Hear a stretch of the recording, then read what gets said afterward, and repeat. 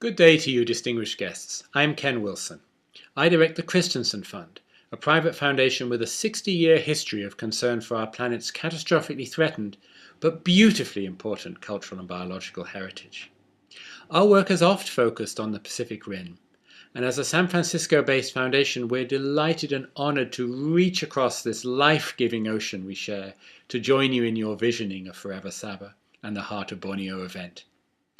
I join you today because I believe Forever Sabah represents the new approach we desperately need if we humans and the rest of life are to thrive and continue to evolve together. It's no longer possible to believe we can succeed planetarily through unrestrained development on the one hand and a patchwork of old-style conservation on the other.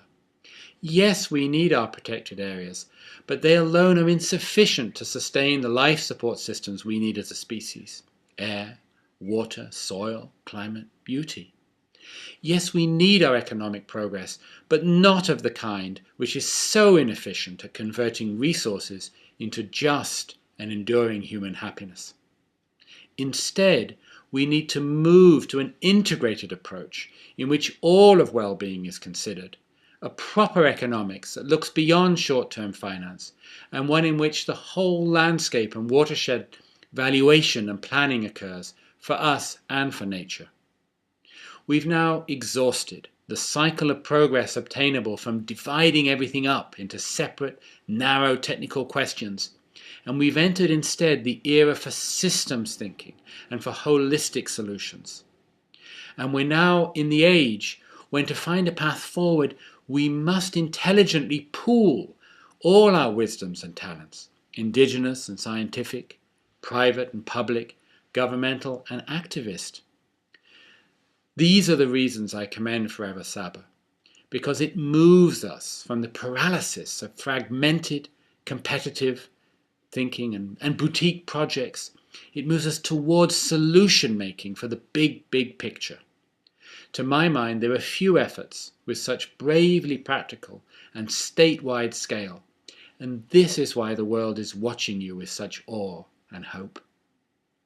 Ladies and gentlemen, as a scientist, I have to tell you that our situation is rather desperate. Our current trajectory as a species has us lurching from one crisis to another for the foreseeable future. We are mere savanna primates who evolved in one of the most unpredictably variable environments on the planet, namely the savannas.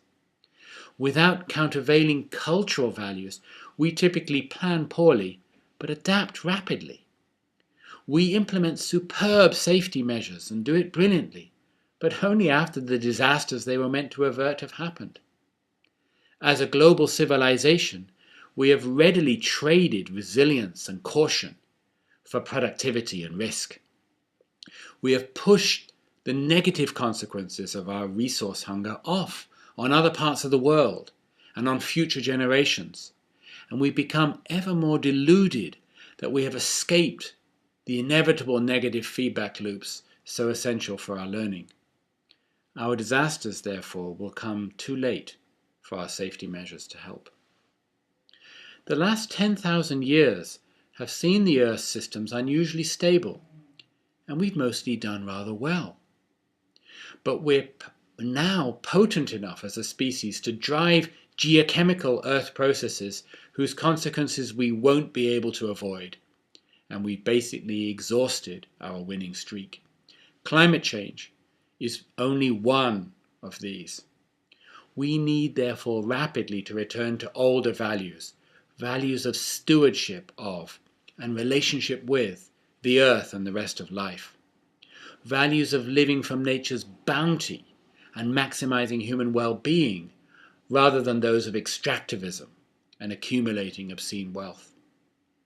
We need values of long-term thinking, thinking at the speed soil forms, not the speed at which it degrades and erodes.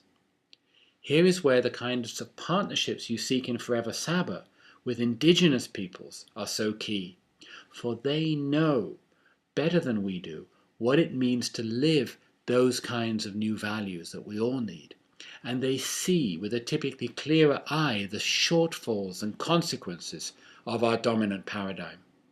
This is unfortunately particularly because we've actually exported so many of those negative aspects to fall upon them over this last century. I see from today's program that you will spend the day weaving a new kind of tapestry.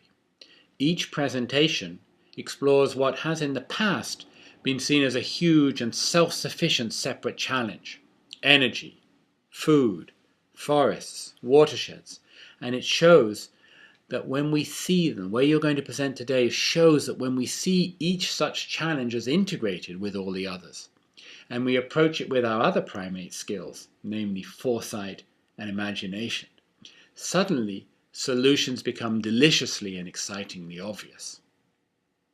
Not only can this revisioning reveal the kind of Sabah that every kind of orang would like their children to live in, including the orangutan, but it also indicates a pathway to that future, a pathway in which every sector of society will be excited by the key contributions that they can make to achieving it. This can and will need all of us. Christensen Fund works all over the world, seeking out and backing the transformation and development paths towards better and more resilient futures.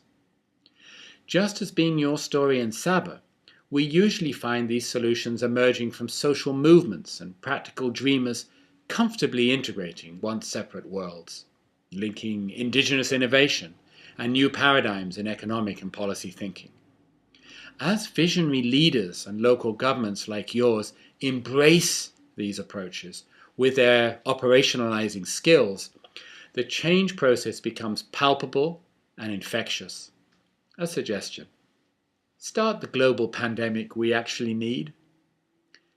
Brave delegates, you tread this global new path for more than just Sabah, and I believe that, despite some inevitable tribulation upon the way, you will be celebrated for it for decades to come. And I also suspect you'll have a lot more fun than you did when you were working in silos on partial and sometimes conflicting solutions. Let all fortune be with you. Thank you.